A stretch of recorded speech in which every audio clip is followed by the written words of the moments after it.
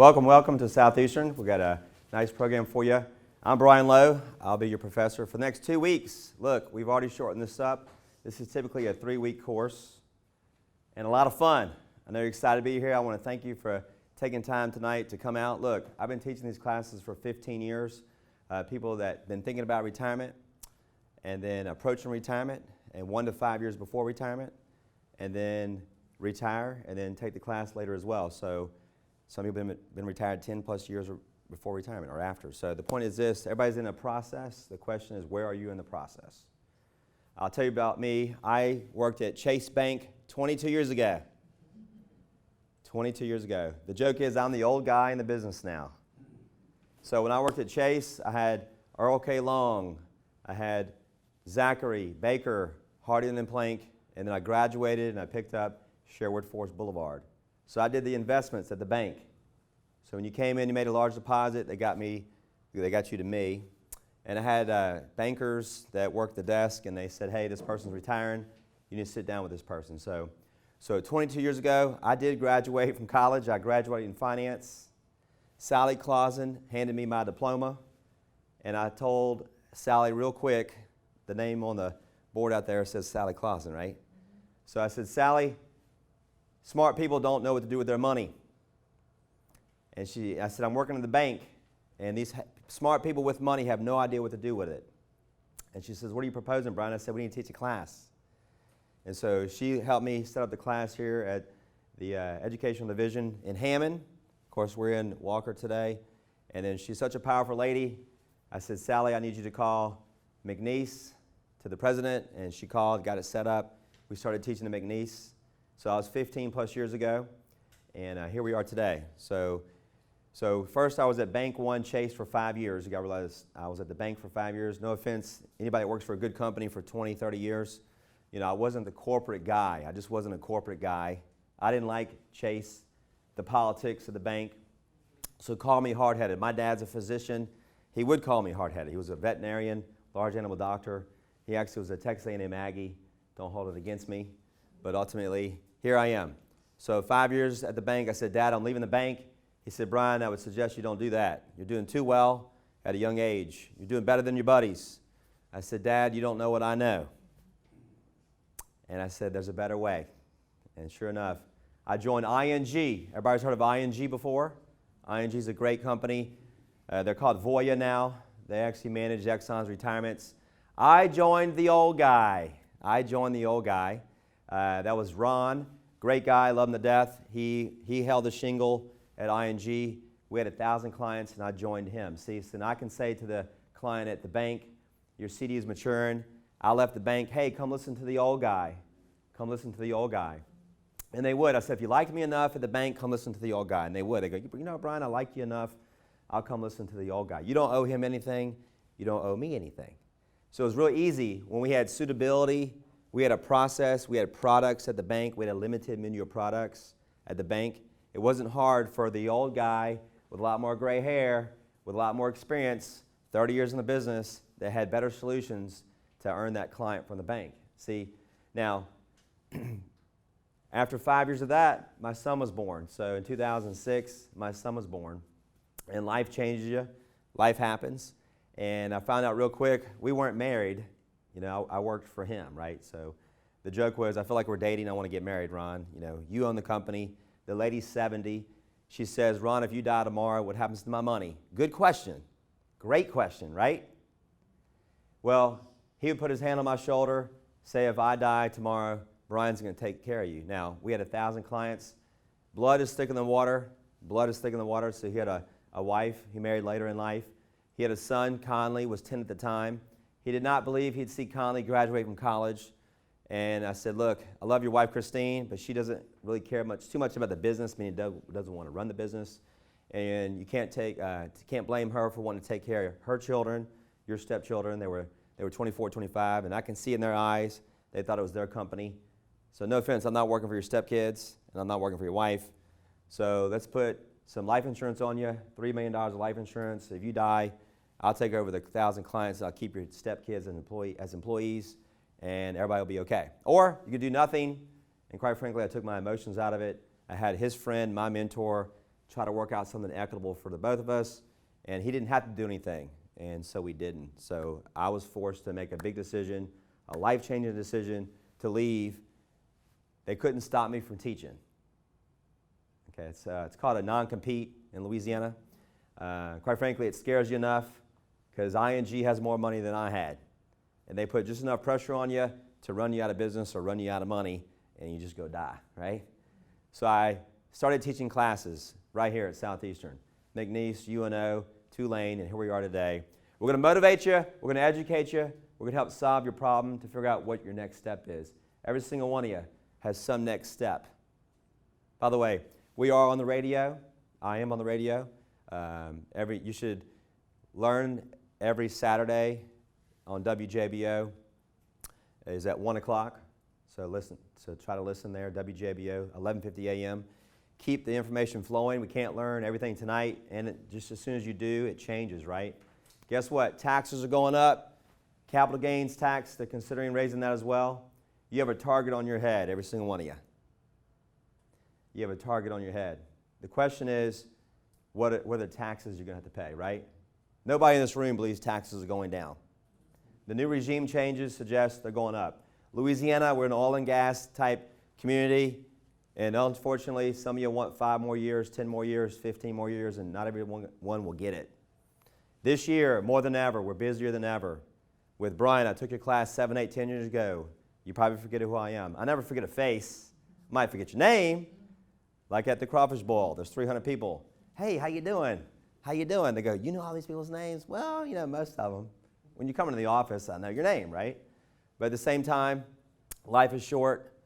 I love teaching. And that's what we're going to do tonight, okay? So on the screen is pure Social Security. The big question for you is when to take Social Security, right? When to take Social Security. 62, 66, 70, somewhere in the middle. We got to think about you. Should you file on your benefits, or should your spouse file on your benefits, and then survivor benefits. So on the screen, we're going to give you a primary decision of when to take Social Security. So this says Craig. Craig should begin his benefit based on his earning record of $3,721 at age 70. Erin, his wife, should start her benefits of $2,355 at 68 in 4 months. And if something happens to Craig, he passes away in 2039, switches to his survivor benefit, and that's going to be over $3,721. So the question is, we want to maximize your benefit for you. I'm talking to you husbands. We want to maximize the benefit for you ladies as a surviving spouse, right? Now, we're going to have a good idea. You're going to have some opinion. Your girlfriend at church, your buddy next door neighbor is going to have some opinion about when you should take it, right? Everybody else is an expert. Is it possible they're wrong? Absolutely. So we're going to look up your full retirement age number. I need that number to plug it into the system. So if you take it early at 62, Craig's benefit now was $2,856, a lot less. That's about a 30% benefit decrease in value, right? And it says, and then Erin, if he passed away in 2039, her benefit would only be $2,950. So again, as a surviving spouse answer, that lowered her benefit, didn't it? All right, so that's not the right answer. What if we go at 66, full retirement age? So every single one of you gets a Social Security statement. You're going to give it to us. For each of you, I'll plug it into the system, and we're going to definitively tell you when to take that payment. We're going to print this for you. It's a 25-page report as to when you should take Social Security. And all we're trying to do is maximize your benefit. So if you notice, at the top right, it says $1.9 million. $1.9 million, and that's if you live to be 95. Life expectancy does matter. Some of you are already smiling. You say, I don't want to live to be 95. All right, so look, we got to plan on 20, 30 years into retirement. The last thing we want to do is see you run out of money. We are a fiduciary, and as a fiduciary, we're going to make this money last, okay? So 1.9 million versus at 85, it's still 1.3 million. Now look, what if we compare the two strategies? We're going to compare a full retirement age versus a delayed benefit, which is to 70. The question is, what's the break-even point? The break-even point up here says you're going to have to live to be 82 or older to say it was worth waiting. Okay, so a bird in the hand could be better than two in the bush, right?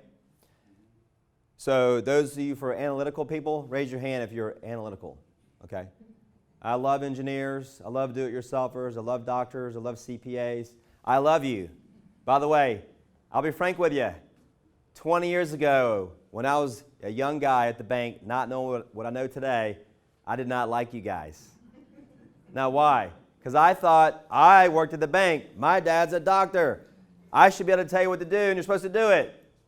No, the engineer does what? Takes it home, reads it, picks it apart, asks 50 questions, calls the company, comes in for another meeting, and then says what? I still don't know what I want to do. He has paralysis by analysis. Right? The louder you laugh, I know you're married to an engineer, right? So the point is, we want to figure out this number for you. That's exactly what we're going to do. The textbook is not going to tell you the answer. This is a service we're going to provide for you. Now, if I challenge you, my nickname is B-Low. My nickname is B-Low, Brian Lowe.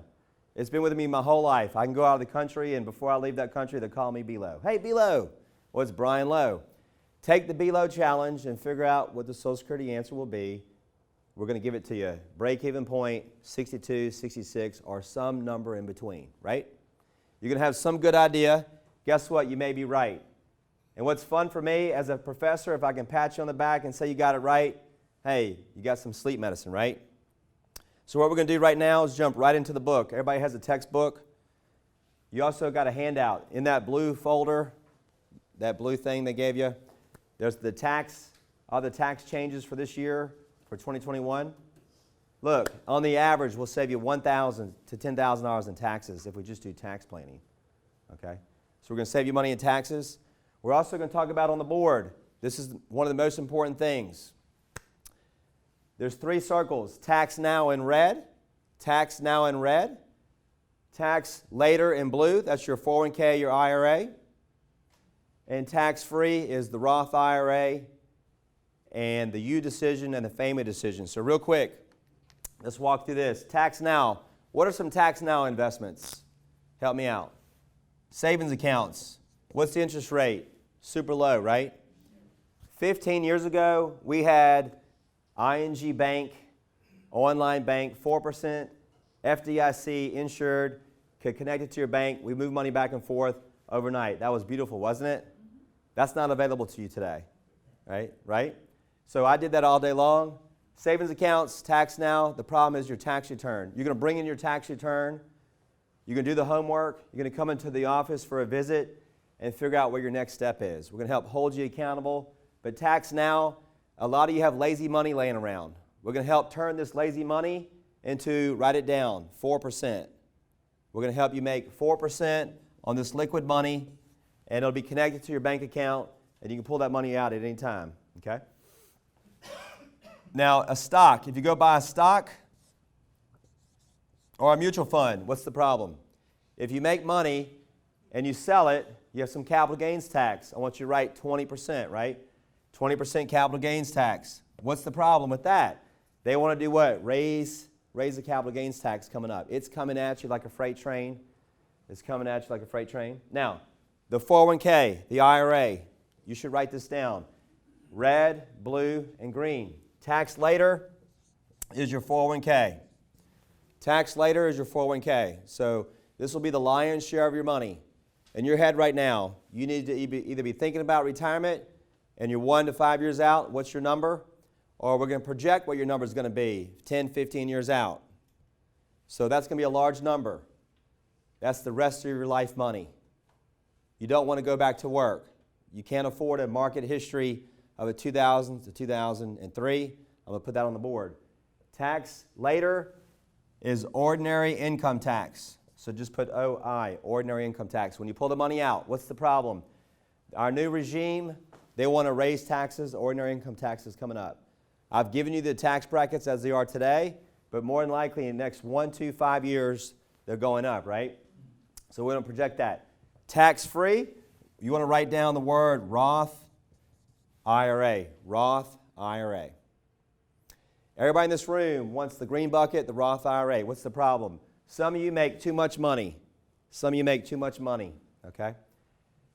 If you make too much money to fund the Roth, our other solution is get you to retirement, jump over the fence, create the income plan, and now we're going to convert money to the Roth IRA. So conversion. We want to convert money to the Roth IRA. On average, it's going to be about 10% of the IRA. So let's just use $1 million. If there's $1 million inside the IRA, and we want to take 10% out as a Roth conversion, $100,000 in 1 year would hurt, wouldn't it? A Roth conversion of $100,000 in 1 year would hurt. It wouldn't feel good. Your CPA should probably tell you it's probably not a good idea to take it out in 1 year. We want to take it out in 5 years. Write that down. You want to take that out in 5 years. So the $100,000 gets converted, but we can do it at a rate of $20,000 a year for 5 years. That's how you do that.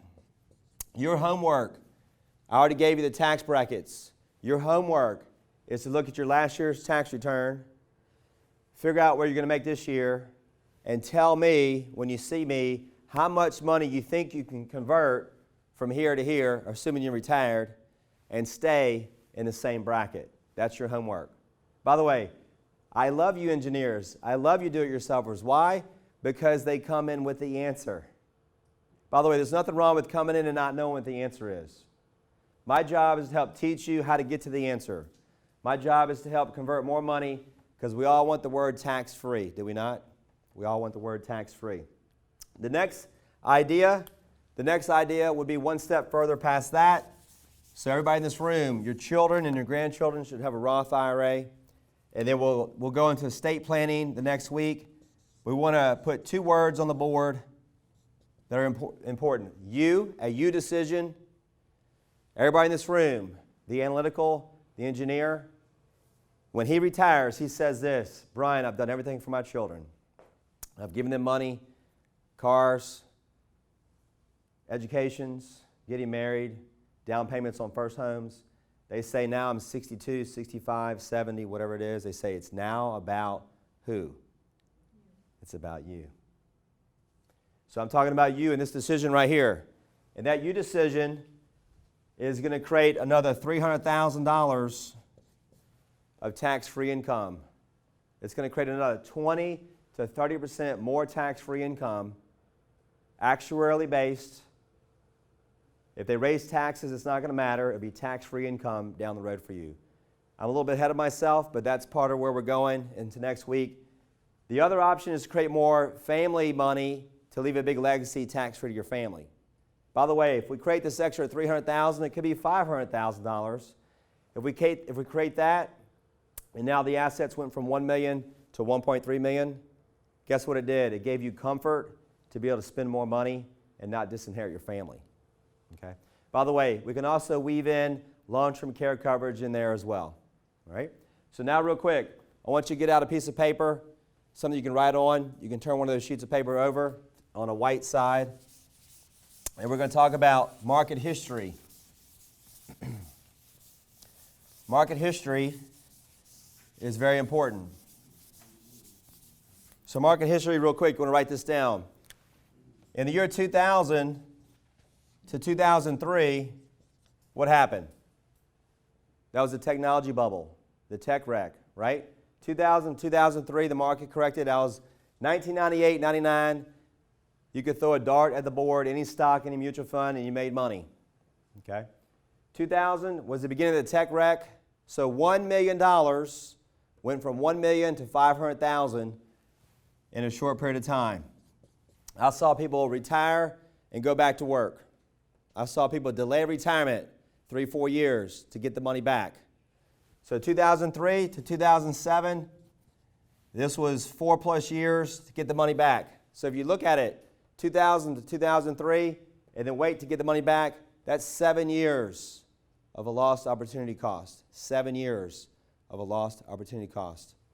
You can't afford to lose 10, 20% of your money, so we're going to help you protect it. 2007 to 2009, what happened? Housing bubble. Write that down. Housing bubble. The housing bubble, the Dow was at 14,000, and it went down to 7,000. in a short period of time. And then what happened? The beginning of the biggest bull market in history, 10 plus years. By 2019, we had 10 plus years of the biggest bull market in history. And then what happened? This little pandemic we went through, right? 2020 in March, the market was down 20, 30% for some of you. And who knows where we're going to end up, right? But here we survived. We're moving forward. Now the election happened. Now the market's done well. The question, will it do this and then take back off? The million-dollar question, where are we going? There's more risk in the market today than there was. We've had 10 years of the biggest bull market in history. History has a tendency to do what? Repeat itself. More often than not. The question is, how old are you when you reach these cycles? You can't control the cycles of the economy and your age and when you're born into the cycle. But we can learn from history to find out what maybe your next step is. So if you have all your money in the stock market, and now we figure out your risk analysis, so write this down, risk number. For every single one of you, we're going to figure out what your risk number is. They don't have the internet tonight, so I can't pull it up. Next week we will. I will show you on the screen what a risk number looks like. It'll say 72, it'll say 75. What is your risk number? By the way, the S&P 500 carries a risk number of 75. Some of you will have a higher risk number than 75. When I look at your 401k and your allocations, some of you have 2, 3 positions. Some of you have hundreds of thousands of dollars in 1 or 2 positions. And I say, how did you figure that out? How did you figure out what to put the money into? It's very common for the client to say, I looked at the 401k options, the 25 options, pick 1 or 2, and the best ones that were doing the best is where I put the money. They didn't think about diversification, small cap, mid cap, value, diversification. They ended up having too many eggs in one basket. The biggest problem I saw at a young age when I was at the bank was just that, too many eggs in one basket. You really shouldn't have any more than 5% to 10% of any asset class or any one position. Exxon's a great company, but we have the last year to 2 to 3 years of people trying to retire. Exxon stock's not been that great. Same thing, Chevron, oil and gas. Now, Exxon's done what? Pretty good, 33% here in this last year, but on a 5-year return, it's still like a negative 20 to 30, right, on a 5-year number. It's not what you make, it's what you keep, right? So you've got to learn this market history to understand where are we in the process. Now we're going to jump right into the book. By the way, as I talked earlier, we want to give you some information. You got your homework you're going to work on. The homework will help determine where are you in the process. We're going to give you the power of zero. We're going to give you the power of zero to help determine how to create that tax-free income. Remember, I had 3 buckets of money, tax now, tax later, and tax-free. So David McKnight will give you the free book on the power of zero. Okay. So look, you're getting a $25 textbook for free. I don't know what we pay for this, probably 20 bucks. That's free. You're going to get a 1-hour visit with the professor, or it could be Kevin, once you do your homework. And then from there, you're going to get a tax map. The tax map is going to tell you what are 3 or 4 ideas to lower your taxes. You're going to get the risk report to do what? Tell me my risk number. The risk number will tell me in a 2013 bull market, you made 40% of your money. It'll tell you a 2007 to 2009, a 50% decrease in the value of that dollar. In a 2008 bear market, a 30% loss of the money. We're going to figure out your risk number and then take your pulse. So every single one of you, stick your hand out. We're taking your pulse. Are you a 10 on the risk level? I've already walked around the room, asked you a few questions. I already know some of you could be a 7, 8, or 9. Some of you are a 5 or a 6. Anything less than 5 is really conservative. Some of you already know, Brian, I'm less than a 5. Okay. By the way, because you're taking class because you want to make money does not mean you have to go risk your money. Does that make sense? I'll say it again. Just because we're teaching class about investments does not mean you're going to go put money in the stock market. There's 9 different asset classes. There's 9 different asset classes. So another sheet of paper. You might want to bring a yellow pad or something next time as well. But take some notes. By the way, it's your textbook. You can write in that book. That's your textbook. Here's the 9 different asset classes for you. The top left is cash. You have lazy money laying around. We're going to show you where to take that low interest rate to get 3 to 4% on that money and keep it liquid. Government securities. They're not very great right now, so we're not going to talk much about it. Municipal bonds, we can find 3% tax-free. 3% tax-free. Down at the bottom, we can find 3% tax-deferred. So you want to write the word tax-deferred right there. By the way, this is your cheat sheet. We're not going to hand you the cheat sheet. You got to make your own cheat sheet, okay? So if you end up going to talk to the bank or the broker or Merrill Lynch or Edward Jones, you're going to already have a cheat sheet. Because guess what? I get a phone call from that person. They say, here's what the guy suggested I should do. You looked at the cheat sheet before you went in. You call me after, and we're going to figure out what was he talking about. Where was he wanting to put the money on the board? This is the insured column. This is the insured column. The middle column is the semi-risk column. A corporate bond has a fixed interest rate and a fixed maturity date. A corporate bond has a fixed interest rate and a fixed maturity date. Silly question. Did anybody call you when Ford was paying 7% for 2 years? Regions Bank, Wellman's Hospital, there was a bunch of them. It had a fixed interest rate and a fixed maturity date. Now, that's a corporation's debt. That's a corporation's debt, so your textbook will tell you the definition. It's a corporation, they issue the debt. Now, if we have inflation, everybody believes we have inflation, right? Gas prices going up. These corporations are going to have to start raising their rates for you to want to buy their debt. Are you with me? So watch, it's going to happen. These rates are going to go up. So when they're low today, and maybe 4% today, they'll be going up even further. Now, you can commit for a long period of time, 30 years. I'm not interested in committing money for 30 years. Are you? No. But we can find short-term rates in the future, 3 to 5, 7, 10 years, and make a reasonable return there. You can also ladder money at different times.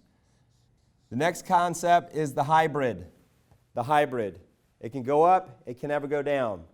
There's over 200 different companies in that one category. There's over 200 companies in that one category. Number one, I want you to write the word insured. Insured. Protected of principal. Anything you make, you never give it back. So there's some years you make 4%. There's some years you make 8%. You could make 10%. The worst case scenario is a 0. What's the worst case scenario on a stock? Well, let's talk about what it could do. A stock could make 10, 12, 15, 20% over time. The purpose of common stock is to buy low and to sell high. The definition in your textbook says people that buy stock over the long term, you have to have long term, 6, 7, 8, 10 years or longer, to take the risk to get the growth, right? So risk equals growth. There's nothing wrong with putting money over here, but you got to be willing to risk some of it, right? The question is, how much money should you risk? 30%, 40%, 50%, what's the right number? So stock mutual funds, or the options, or ETFs. Those are going to be our risk-based stuff. So that's why we're going to put it into the system. Every single one of you has money somewhere. Every single one of you has money somewhere. Edward Jones, Morgan Stanley, Chase Bank. It doesn't matter where it is. When we plug it into the system, we'll tell you what your risk number is. See, it's a bottom baseline to figure out your values.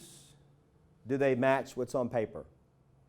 Do your values match what's on paper? See, on the right-hand side of the board, these are performance-based. So you want to write the word performance. Performance. People that continue to chase performance typically aren't quite as happy. Why? Because they never really know where they are in the process. They don't have a definitive income plan written down. They're taking more risk than maybe they need to. And if they get hit by a market correction, they delay retirement or go back to work. People that focus on their values, the insured column and the middle column, will have more definitive set of values of security, more comfort, and a sense of purpose. And when you focus on your purpose in life, I've been doing this for 22 years. We're a values-based advisor. When you focus on your values, you sleep much better at night. You have sleep medicine. So in the middle, I want you to write the word hybrid and then the word pension. This is a pension. What's a pension? Help me out. What is a pension? Pension is the company pays you money. Yeah, so you work for 30, 40 years for a company, right? And if you retire, they give you a paycheck for life, right? Not a bad thing. What's the problem with pensions today? Well, a lot of pensions are underfunded. So write this down, AUL, accrued unfunded liabilities. A lot of these pensions just don't have enough money to pay people out. What's the problem? When we did pensions 30, 40 years ago, the expectation that you weren't going to live 30, 40 years into retirement. We're living much longer today, right?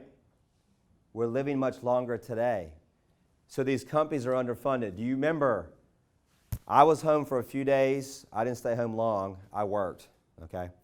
So when the pandemic happened, we all went home. I'm not a stay-at-home kind of guy. Nobody was at my office. I went to work, okay? So the point is this.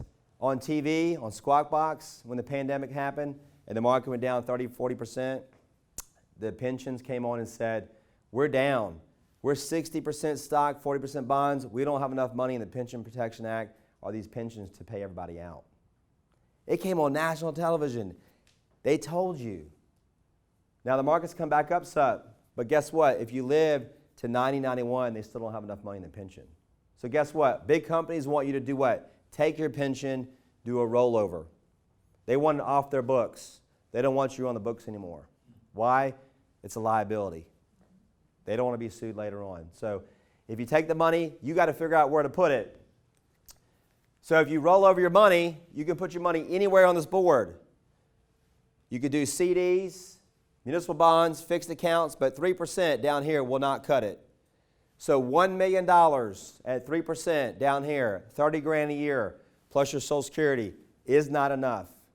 The psychology of money has changed.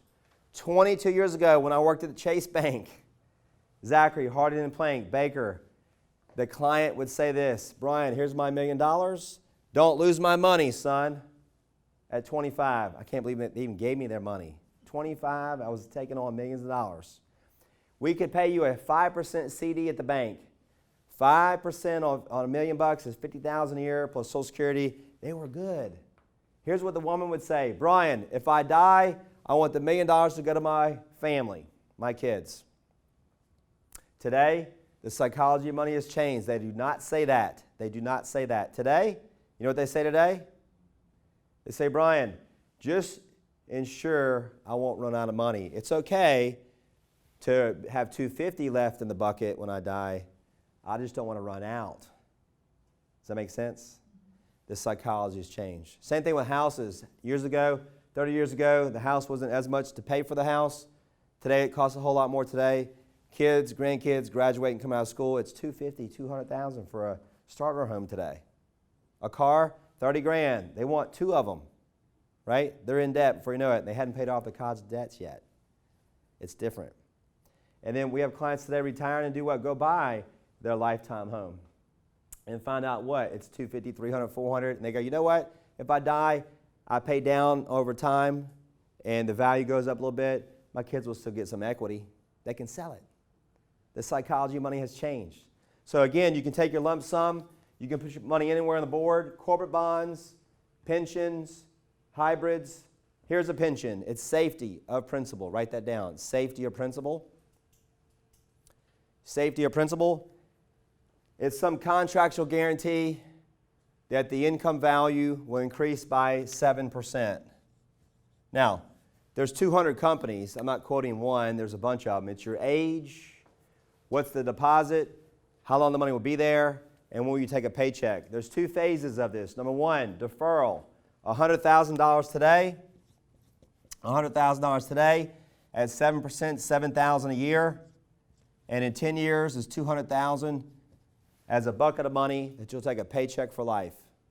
So by the way, you analyticals will get a spreadsheet with the top three based on your age, how long the money will be there. 5 years, 7 years, 10 years, and what the mathematical actuary payment is for life. It's just math.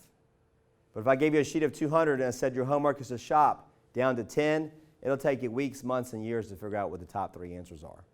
I'm the professor. I've been doing this for 20 years. I'll say this. It's either on the table to consider with some dollar. It could be 0, 10%, 20% of your net worth. I've seen as high as 50, but it could be 0. It's possible we'll take this off the table as a consideration and you move on to some other category. Same thing here. It could be 5%, 10%, 20% of your net worth. This is a bond alternative with 0 interest rate risk and no fee. The last concept at the very bottom is a fixed income securities. Fixed income securities. You want to write the word fixed income. So you're going to get 4 and 5%. So if we had the internet tonight, I'd pull them up on the screen. Charles Schwab, about 4.5. JP Morgan Bank, 4.6. Bank of America, Goldman Sachs. If there's $100,000 in that category, we may split money up. $10,000 a deposit, it's $100,000.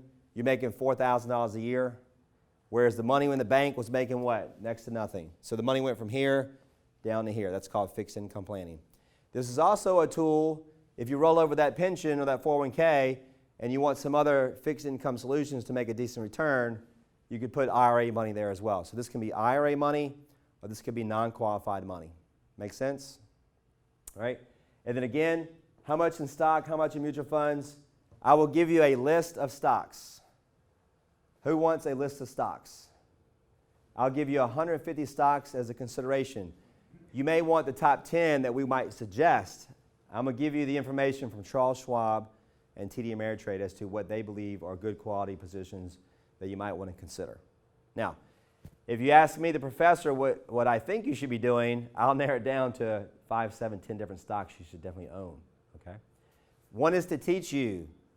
We are not your advisor. So I'm going to give you all the information to do what? You decide, process of elimination, where you want to put your money on the board.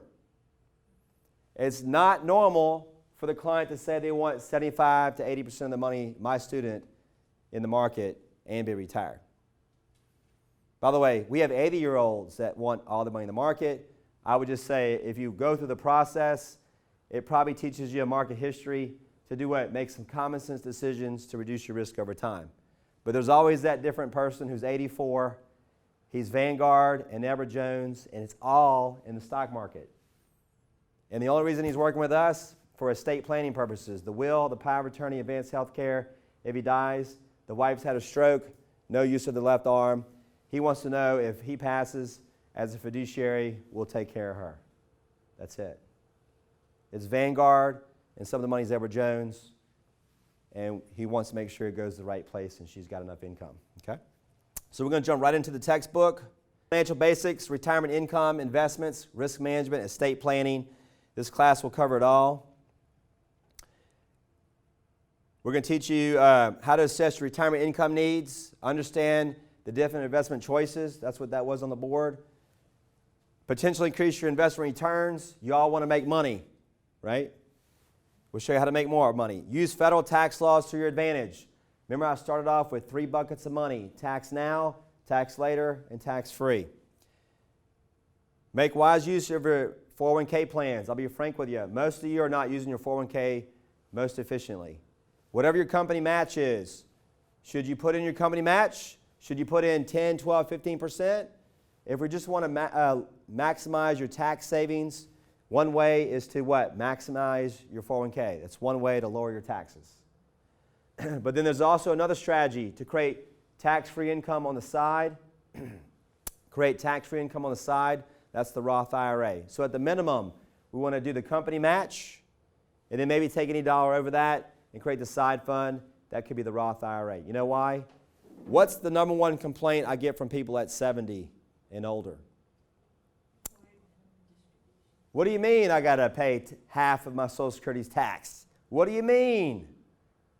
What do you mean I got to take out 4% of my IRA and pay taxes on it? And now with the new regime, taxes are going up. The next is protect yourself from family economic catastrophes and then transfer your possessions to the next generation. We're going to cover them all. On the screen, it says money is only a tool. It will take you wherever you wish, but it will not replace you as the driver. Now look, perception versus reality. The perception is that 51% of your income will come from retirement savings plans, 35% from Social Security, 33% from savings, 30% from pensions, 24% from part-time work, and 30% from IRAs. The reality is this, that only 21% will come from employer-sponsored plans and 401ks, 64% from Social Security, 31% from savings, and 41% from pensions, 9% from part-time work, and 24% from IRAs. Isn't that interesting? So the perception versus reality, cost of goods and services is only going up over time. So we got to make what? Make the most use of our money over time. Look at the car. In 15 years, and the average will be over $80,000. Today they're saying $39,000. So the future price of goods and services, $1 today, doesn't go quite as far with the future goods and services prices going up. All right? I've already handed you a list of the tax brackets on your handout there. These are the tax brackets for 2021. Your homework is to help me figure out when you come in for your first visit what your tax bracket will be. Why? Because I look at 24% bracket, and if we want to convert money from where? The IRA to the Roth IRA to create a bigger tax-free bucket down the road, or create the U decision or the family decision and create another $300,000 tax-free, how much can we convert to keeping the same bracket? That's the most important thing on that screen. You got to know your brackets. By the way, look, if you don't know anything, I'm going to give you the answer. But it's more fun to teach me and you to tell me the answer versus me just telling you the answer. Look, my old partner was better than me. My old partner was better than me. I loved him to death. Ron, if you're watching this thing, I love you. Woo! I love you. The point being is this. You got to figure out what your tax status is going to be over time. And that's only going to increase, right? All right, so next on the book, ordinary income taxes, capital gains tax. They're talking about raising that right now. So ordinary income tax, capital gains, if you hold it over 12 months, it could be ordinary income. And then tax deferred down here, that's an annuity or money out of the IRA. So when you retire, the question is, Brian, what are my taxes I'm going to have to pay? So you have this big IRA. Remember, it's in the middle. Tax later. How much will I pull out? Well, are you making money after retirement? You got Social Security. Half of that's being taxed. So whatever we pull out of the IRA is the ordinary income tax. We got to withhold 25% in tax from there. Or if we don't withhold it, you're scrambling looking for the money later on to pay the tax. All right. All right, so that's pretty much the financial basics. You're going to read that textbook on the first section. Now I'm into retirement income. You know, we specialize this class in income planning. That's what we do, income planning. So it says, I used to think money was the most important thing in life. Now that I'm old, I know that it is. Okay? So money is important. Sources of retirement. Your income's coming from, most of you, 50% of your income comes from Social Security. That's the Social Security report, the 25-page report to tell you when. 401ks and IRAs. What's the problem? The population of 65 and older in 2040 is 80 million. In 2060, it's 94 million. It used to be on Social Security in 1945, the ratio was 41 people putting in for every one taken out. You see that on the screen? By 2020, it was 2.8 putting in for every one taken out. That's a big change. In 2040, look, only 2.2 putting in Social Security for every one taken out. That's why the Social Security analysis is important. Here's the problem. Is it possible that they would go to a needs-based Social Security program? It is very well possible. They put the politician on TV, they're already underfunded. The date, write this down, 2030 is the projected run-out date. They think projected will only have 70% of the funds to be able to pay that benefit. So here's the deal. You, sir, saved $1 million. You, ma'am, saved 150,000, whatever the number is. They say you don't qualify but for 50% of your benefit. And you, sir, you get 70% of your benefit. Now, is that fair? No. But they're possibly going to have a needs-based program in the future. The problem is it could run out, may not be there, which means you have to do what? Rely on other sources of income. There's 3 pillars of retirement: your IRAs, your Social Security, and then your pensions. And we got to create pensions for you and all alternative sources of income on the board. That's 9 different asset classes. We're going to help figure out what other options make sense for you. So here's the problem.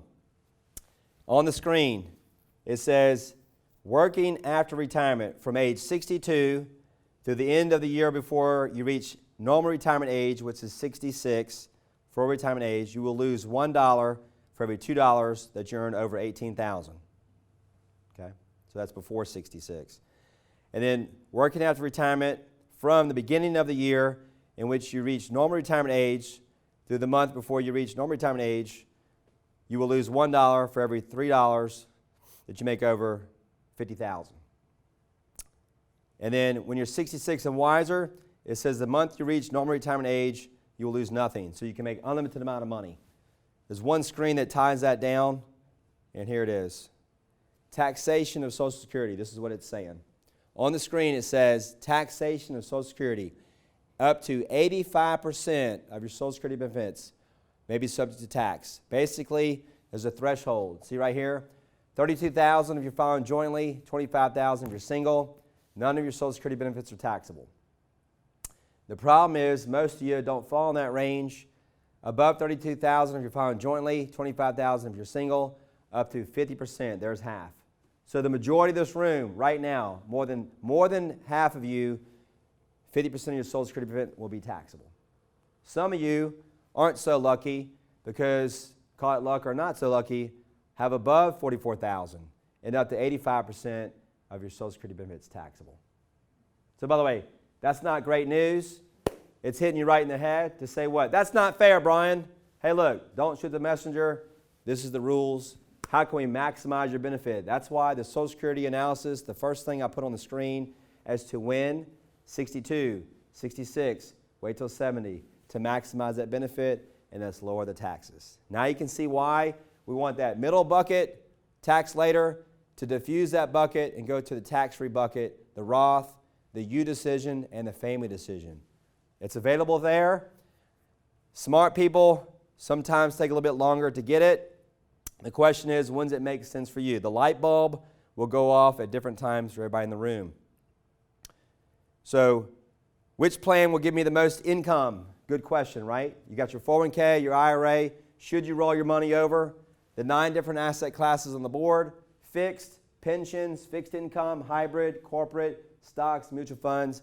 Again, how much risk do you want? What's the best tax advantage? I already told you. We want to do what? Convert money from the middle bucket to the right-hand bucket, the Roth IRA. Will my contribution be deductible? If we do a Roth IRA contribution for $7,000, you can do $7,000, your husband can do $7,000. But then when I retire and I'm 62 or wiser and I'm taking Social Security or I'm delaying it, because maybe you're taking income from your investments and delay your payment till 66 to get the maximum benefit. That's the maximum benefit. Maybe you wait till 70 to get an even bigger payment. Whatever your decision is, we want to maximize that benefit, but if you make a Roth contribution, it's not deductible. It's possible if we make a IRA contribution for $7,000, we can deduct it on your tax return and lower your taxes. For $7,000 in your tax bracket, it might be another $1,400. We reduce your taxes. Any help helps. Any tax savings helps. We're going to create 20 to 30% more tax-free income on this side. That's the ultimate goal. How are the withdrawals taxed on the screen? How are the withdrawals taxed? Great question. Remember, the middle bucket was ordinary income tax. The left-hand side of the screen was what? Tax now, savings. It's taxed each year. And then the right-hand bucket was the green bucket. That'll be tax-free. So in retirement years, 65, 70, and wiser, we want to control your taxes. when the old guy who's 70, 75, 10, 15 years ago, and I'm in the home, because I would be in your home 15 years ago, I don't go there today, that guy would complain about taxes. And I mean mean and ugly about it. What do you mean I'm paying taxes? Kaiser Aluminum, I lost my 401k. They went out of business. Lost his pension. He's mad. Don't shoot the messenger. Thank God he has Social Security. Thank God he has some savings. Okay? Which plan's best for my situation? Great question, right? We're going to help figure out the who question. I want you to write this down. Who is the best person to help solve your problem? What is your problem? A lot of you are taking too much risk. So we'll identify your local bank. Who do you bank with? Should I send you to your local banker? Some of you, your homework, you might not know what your next step is. I'll say, should we send you to your bank for your bank to tell you what they think you should do? And they might give us a list of investments they want you to do on the right-hand side of the board. So typically clients figure out the bank is not the best solution for them. And then they might want to go work with a stockbroker, Merrill Lynch, Morgan Stanley, A.G. Edwards, Wells Fargo, any good name company as a stockbroker. The broker uses the rule of 150. So write that down. 150 minus your age. That puts 75% or more of the money on the risk-based side. Can you blame a stockbroker for putting money on that side of the board? No. When that's what they do. Stocks, mutual funds, and that's their investment option. So you can't blame them. That's what they do. The next solution is the insurance agent. So now you become the most popular kid in school. Anybody 65 and older is getting a mailer that says come to dinner at Fleming's or Outback or somewhere for a nice dinner for free, right? Most of these people mailing to you are insurance agents. Insurance agents. They just have an insurance license. I want you to go to brokercheck.com, brokercheck.com, finra.org. Type in the name of your person you're talking to. It pulls them up. It'll tell you what licenses they have. We want to make sure they have a Series 6 for mutual funds, a Series 7 for stocks, and a Series 65, which means they're a fiduciary. So what you're looking for today is somebody that's a fiduciary. So the insurance agent does not have a Series 65, a 7, or a 6. That's not who should you be working with your money. By the way, the insurance agent just wants to do what? Put all your money into the annuity. That's not the answer, okay? So the insurance agent's out. Then we have what? Fidelity and Vanguard. If you want to be a do-it-yourselfer, these are two good options to consider, Fidelity and Vanguard. Or Schwab, right? TD Ameritrade or Schwab. Those are all good options for the do-it-yourselfer. In this room, there are do-it-yourselfers. Are there people that want to be a do-it-yourselfer? We want to teach you how to be a do-it-yourselfer, okay? Or you're tired of doing it yourself. You're now trying to find who you want to work with to manage your money. So where are you in the process? The answer from class, you want to write this down. Somebody independent, 20 years in the business, with a 6, a 65, or a 66, and a Series 7. And I like to say the CEO. So we don't want you working with somebody who works under the CEO. We want you working with the CEO. All right, so we're about to wrap up here shortly. So which plan's best for you? Can I contribute more to my retirement plan? Some of you have maxed out in your 401k already. Some of you have plenty of room to put more. A lot of you, when we push you a little bit to ask the question, we may find just that. There's a little more room to do some more planning, to put more money away in the 401k. And do what? Save more in tax. Or the idea is to just do the company match. Let's create the side fund. Let's do the Roth IRA and see what that does. We can project out both solutions to see which one's going to make more sense. All right. So traditional IRA versus the Roth IRA. We will look at your situation and tell you which one makes most sense for you. We are not your CPA. You should call the CPA and confirm what you're thinking. By the way, we'll get on the phone with you and ask the hard question. Which one do you think they should do? You're doing their tax return. Based on what I'm seeing, it looks like the Roth IRA could be a better situation because this is what I'm seeing. You, Mr. CPA, what do you think? By the way, on the phone with your CPA, I will say, which solution makes most sense for them? Here's A, B, and C.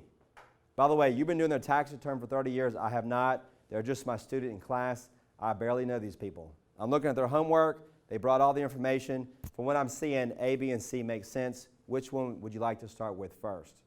By the way, the CPA always tells me B, and I say, great, let's get that started. And then maybe 1 to 3 years, can we do A and C? Because they were all solutions to lower the tax. By the way, smart CPAs are great. They own a practice. It took forever to get the business going where it is. They're conservative by nature, and it took a lot of effort to get that license. They don't want to lose it. Tax planning is here all the way up to the gray area. There's a whole gray area to get to the red area. And most CPAs won't even get you to the gray area. So, I'm a planner. I'm an advisor. I'll get you to the gray area. Do you want to know what the gray area is? And then do you want to go up to the red area? And then there's the do not enter area. Are you with me? So I'll teach you all the solutions there. What's the problem on the IRA? Write this down. At 72, you got to make a distribution. The laws have changed. The Secure Act says now at 72, you got to take out what? Required distribution. It's about 4%. So in $1 million, you got to take out $40,000 a year plus your Social Security, right? You're getting taxed half of that. So again, if we create the 3 buckets of money, tax now, tax later, tax free, if we convert 10 to 20% of your money before you're 72, guess what? You already paid taxes on the money. Your IRA didn't grow as big, per se, and your RMD is not as big. That's a win-win-win. And the next bucket was the U bucket and the family decision. Raise your hand. Raise your hand if you want 20 to 30% more tax-free income for you. Okay? Raise your hand if you want 20 or 30% more net worth to transfer to your family tax-free. Okay, some of you wanted both. More people want the U decision. Some have a high value for family, legacy. Some want a little bit of both. Men sometimes change their mind from 62 to 65 to 70. They go, it was for me, now I'm 75, close to 80. I know I'm not going to run out of money. I want to start thinking about my kids and my grandkids. Okay? Sometimes we skip the kids and leave the money to the grandkids. So the question is on the screen, is it deductible or not? Should I make a Roth contribution? Should I make a Roth IRA contribution? Good question, right? Every single one of you should, as long as you don't make too much money. There's thresholds. We will figure out definitively if you can, and look at the tax-free numbers. See that word there? Withdraw the money tax-free. The money grows tax-deferred. It's non-deductible contributions, but then when we draw the money, it's tax-free. That's a home run, and that's what everybody in the room wants. So there's a difference between contribution and conversion. So on the screen, should you make a tax-deductible contribution? Maybe. Or should you make a Roth IRA contribution? It's not deductible on the Roth. It grows tax-deferred, and it's tax-free. By the way, the number, it went from $6,000 to $7,000. So you can make a $7,000 contribution for each one of you, $14,000 a year. But guess what? You can convert any amount of money. You can convert any amount of money when you're retired. What's the downside? You got to pay a little taxes, right? That's not a bad thing. Arbitrage. We believe tax rates are going up. We want to convert money today at a lower bracket. And what? Let the money grow tax-deferred, it's tax-free, and create that extra 20, 30% of dollars. Here's what happens. The engineer, if he only does the math on the Roth conversion, at 90, he does a spreadsheet. He says, I'm going to run out of money on the money I put in the Roth. I'm going to spend it all. There's nothing left. If we do the family decision or the U decision, there's still another $100,000, $200,000 tax-free for the family. So the engineer always figures it out later that the family decision and the U decision makes a lot of great idea for him going forward. Okay, so we're about to wrap it up here. So your homework is to do what? Read the first 2 sections, the financial basics section, which was the first part of it, and then we want to get into retirement income, which was the second choice, and now we're talking about distributions on retirement income. So distribution choices. When I'm 72, again, you got to take the money out. If I'm 50 years old and I'm still working and I have a 401k and I want to retire at 50. The solution is to leave money in the 401k, enough money to get you to 59 and a half. If we withdraw money from the 401k, there's no 10% penalty. So we want to leave enough money in the 401k before you're 59 and a half. Withdraw money there, not have the 10% penalty. We can roll over the rest of the money to an IRA and decide when we're going to withdraw it. The other option is to do an IRA rollover. The other option is to do an IRA rollover, roll the money into an IRA, and now you got to go to the 72T calculations and take a guaranteed payment for 5 years. You can't change that payment for 5 years, or 59 and a half, whichever's longer. So what's the problem with that? You tie up your money, you can't take any more out. If you want to buy an RV, you're stuck. You got to finance it. So I would suggest we'll leave some money in the 401k, enough money to get to 59 and a half, roll over the rest of the money to an IRA, and you can decide to take a withdrawal from there. See, when you're 59 and a half and older, you can do what? Take out any amount of money and just pay ordinary income taxes. Now, so write this down. 59 and a half withdrawal. It's called 59 and a half withdrawal. 59 and a half withdrawal means what? If you have 20 years of service and you're 59 and a half, you can withdraw the money, roll the money over to an IRA, and not pay any taxes.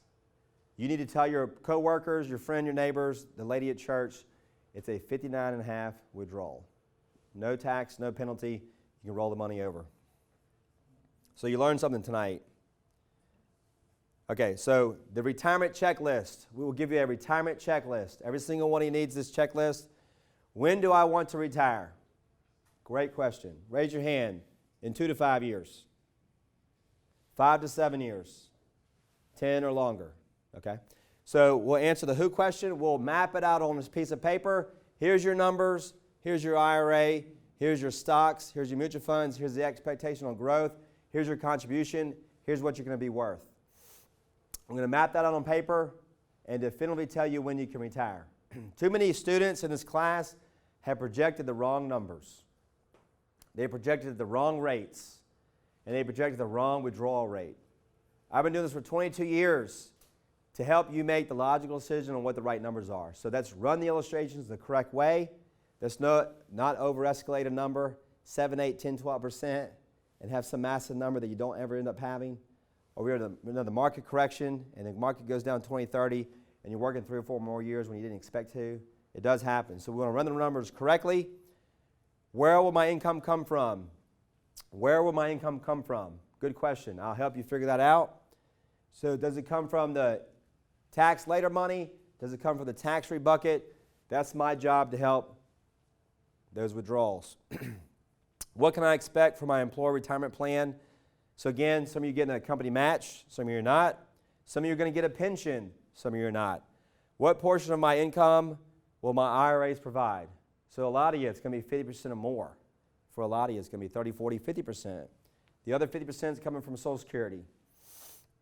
If I can change employers, what will I do with my retirement plan? So if you just retired from one company and you're going to a new one, can you roll your money over to the new plan, or do you roll your money out to some other company? Do I want to consider early retirement? Who doesn't? Right? Can I retire early? By the way, this class allows you to do what? Find out if you can retire early. We can shave off 1, 2, 3, 5 years or more sometimes by doing the math to figure out what your next step is. Do I want to consider early retirement? What distribution choices are best suited for my needs? And then are my beneficiary designations appropriate for me and they're up to date? So in closing, pull out your homework. Everybody has your homework there? Everybody has your homework? Open it up. All right, if you never open the homework, you never get started, right? So your homework, this is it. This is what it looks like. This is confidential. This is for you. It's just your pertinent information. You go through the process. Why are the children information important? Because we're going to name beneficiaries. Some of your children, look, some families disinherit children. We need to know, so we need to maybe possibly not name them as a beneficiary. Some of you have them listed as a beneficiary, they're on their own, and you want to name the money to their children, whatever it may be. Investment objective. Every single one of you, are you a 10 on risk? Or are you a 1 on risk? Some of you already know you're not a 10 and you're not a 1. So are you a 5 I'm taking your pulse. If you don't know, I'll help you figure out what your answer is. This little notation will help me figure out what your risk number is. Then we have on the screen your risk number. And then, quite frankly, I'll find out what's on the screen and what you put on paper are two different numbers. So I say, there's a disconnect. Let me help reconnect your money. By the way, you did it 10, 12, 15 years ago. You're older. Economy's changed. Interest rates have changed. And your values have changed. So let's rechange what you're doing on paper. And then cash reserves. That's lazy money at the bottom, section 4. It's easy to do that. Let's change that money to make a 4% rate. Your lazy money, everybody has money laying around. Let's put that into 4% rates. Where's the money? IRA. So when you come in, you list the assets where they are, and you bring statements with them. The statements go to Deborah or Nicole. They run the risk analysis. So when you show up to the meeting, the risk report's done, the tax map's done, and then the income plan is worked out with you because I don't know when you want to retire. But by the way, down here you put when's your expectation to retire. So I can already kind of have it mapped out before you can come in. Usually that's one first meeting to identify everything. Second meeting is to narrow down what your answers are. And then the question is, what do you think is your next step? Now you got the homework. I never told you the answer. I gave you 9 different solutions. The goal of the class is to help give you information till you make decisions. By the way, there's a fork in the road. You've got 9 different asset classes. We're going to help eliminate 1 or 2.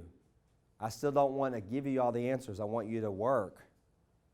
If you need a little nudge, I'll give you a little nudge. I say, it sounds like you're between this and this. We've got to eliminate this one. Now we're down to 3 or 4. Then I say, what's your next step? Then I'll say things like this. Would you like to know what other people have done with the same amount of money, the same situation, the same teacher, the same nurse, the same physician, the attorney? Every walks of life, I'm seeing them all. The business owner. Would you like to know what they have done? If you don't want me to tell you, I'm not going to tell you the answer. Because some do-it-yourselfers that take in my class don't want my answer. They just want the free information, the textbook. I'll give you the list of stocks. There's more than enough stocks to figure out which ones you want. The list of mutual funds. If you don't ask me to help narrow them down, we're not going to do it for you. If you want help to narrow them down from 100 to 50 to 10 to 5, we'll help you do that. Mutual funds.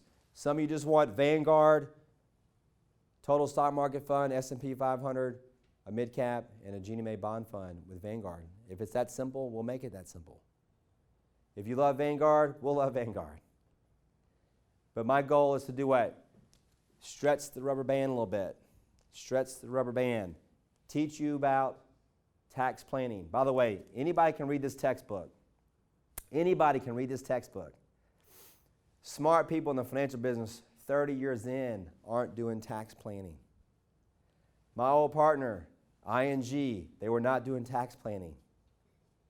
They were doing investment planning. There's a difference between growth planning, risk planning, and income planning. By the way, we specialize in income planning. Look, if your heart hurts or your back hurts, let's use your back. So I did play football, so the back, and I've got a few car accidents in my day. So let's say this, you go to the chiropractor, he wants to do what? Crack your back. You go to the primary care doctor, he wants to do what? Give you medications. You go to the orthopedic surgeon, he wants to do what? Operate tomorrow. And the acupuncture wants to do what? Put needles in you. Right? Aren't they all professional in their own right? Pretty complex world when it comes to health. You know, the financial world is way more complex. Way more complex than doctors and physicians. Which is why we're going to help you figure out the who question, the bank, the broker, the insurance agent, somebody independent. The answer is somebody independent, 20 years in the business, and the CEO. That's what you're looking for. By the way, I'm not here to say I'm your answer. The purpose of this class is for me to teach it. I'm not here to say I'm your answer. It's to get you to think, read the textbook, the first 2 sections. Then when we come into next week, you're going to do the next 2 sections.